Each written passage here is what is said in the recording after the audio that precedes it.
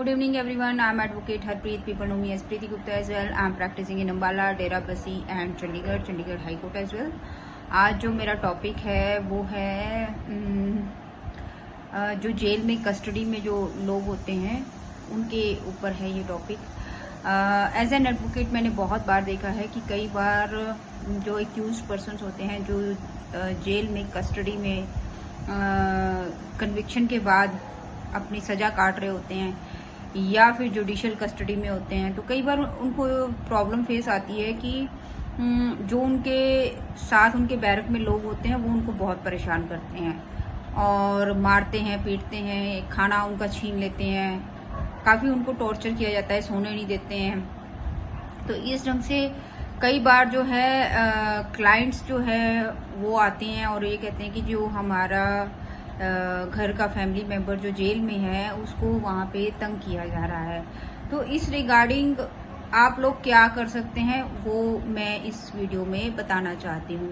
Firstly तो देखिए, आप ये कर सकते हैं कि जो एक्यूज है अगर वो फैमिली मेंबर को किसी को बताता है कि उसके साथ वाले जो उसके साथ उस बैरक में हैं वो उसे तंग कर रहे हैं, उसे परेशान कर रहे हैं, खाना नहीं खाने देते हैं या किसी भी ढंग से तकलीफ दे रहे हैं, तो उसकी आप लोग एक लिखित शिकायत जो है वो जेल के एसपी को दे सकते हैं।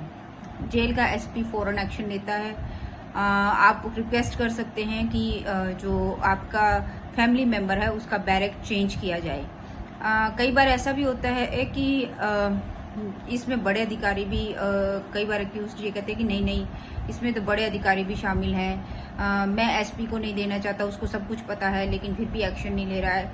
अगर ऐसा लगता है तो आप डीएसपी जेल के पास एप्लीकेशन मूव कर सकते हैं। देखिए, जो एक्यूज पर्सन है वो खुद तो मूव नहीं कर सकता, तो उसके जो फैमिली मेंबर्स हैं वो बोल सकते हैं कि हम एक्यूज से मिले थे। जब भी आप उससे मिलने के लिए जाते हैं कि हम उनसे मिले थे और उन्होंने हमें ये शिकायत बताई कि उनको ये प्रॉब्लम अंदर हो रही है, तो आप वो एप्लीकेशन एसपी को दे सकते हैं और डीजीपी को भी दे सकते हैं। जो जेल के डीजीपी होते हैं उनको भी दे सकते हैं। इस ढंग से जब आप शिकायत देते हैं, लिखित में शिकायत देते हैं, तो फौरन आपकी जो कंप्लेंट है उसके ऊपर कार्रवाई की जाती है। और भी बहुत सारे तरीके हैं, जैसे अगर आपका कोई पर्सन बीमार है, उसका ठीक ढंग से इलाज नहीं हो रहा है, अंदर उसको मेडिसिन ठीक ढंग से नहीं दी जा रही हैं, तो भी आप डीजीपी को कंप्लेंट कर सकते हैं। इवन कि आप जिस कोर्ट में वो केस चल रहा है उस कोर्ट में भी कर सकते हैं। कन्विक्शन के बाद अगर वो जेल में है तब भी आप एसपी, डीजीपी इनको कंप्लेंट कर सकते हैं। अगर यहाँ पे कुछ नहीं बनता है तो आप कोर्ट में कंप्लेंट कर सकते हैं। इस ढंग से मतलब कि आप लोगों के पास काफ़ी जगहें हैं जहां आप कंप्लेंट करके अपने फैमिली मेंबर्स को उन प्रॉब्लम से निकाल सकते हो जो उस बैरक में रहकर हो रही हैं। और ऐसा नहीं है कि सिर्फ बैरक ही चेंज किया। देखो, फर्स्टली तो यही करना चाहिए कि बैरक चेंज कर लो। और लेकिन कई बार ऐसा भी होता है जो लोग कहते हैं नहीं, हमें इस जेल में ही नहीं रखना है। जो पूरी जेल के जो कर्मचारी हैं वो सभी हमारे पर्सन को तंग करते हैं, तो जेल ट्रांसफर के भी आप एप्लीकेशन लगा सकते हैं, वो भी मंजूर हो जाती है।